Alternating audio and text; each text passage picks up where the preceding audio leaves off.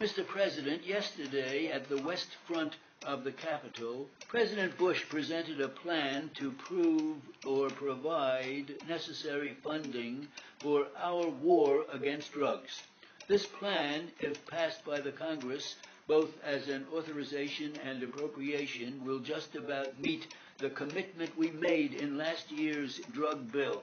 In many ways, that bill was a rubber check for while it promised $2.7 billion in various kinds of relief and additional funds to fight the war on drugs, it unfortunately has delivered well less than half of that amount, only about $1 billion of the $2.7 billion promised. President Bush's plan calls for a more fully funded effort at a cost of almost $1.2 billion in addition to what he has already requested. And he has properly recommended that offsetting savings be found elsewhere in the budget to pay for these vital enhancements.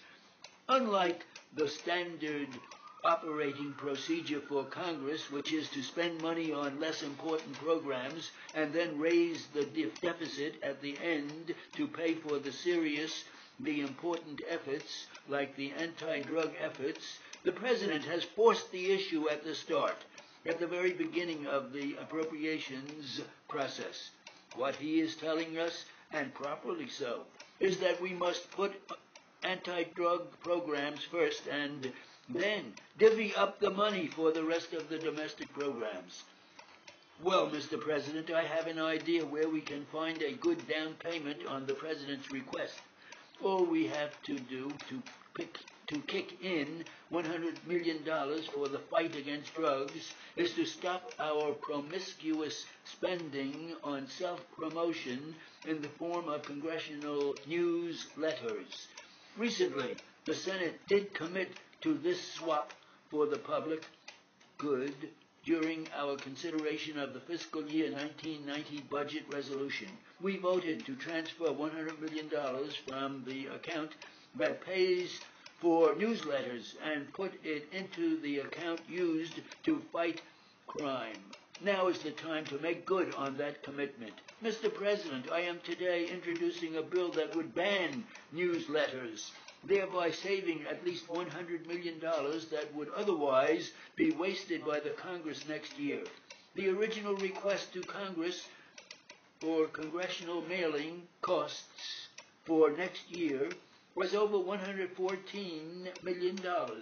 But recently the clerk of the House said that $20 million more would be needed for a total close to $135 million, of which at least $100 million would support the mailings of congressional newsletters. Mr. President, I am in no way saying to cut down on meaningful communications between the Congress and the American people. This legislation would not limit mailing of press releases to the news media designed to engender broad dissemination of information to the public. It would not limit mailings to the leaders of civic groups, corporations, labor unions, and public interest organizations who in turn could spread the word to their constituent members.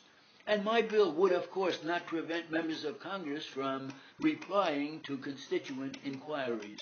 Indeed, all that a constituent need to do is to write one letter on a matter of interest to that member, and his or her senator or congressman could provide regular updates on that very matter.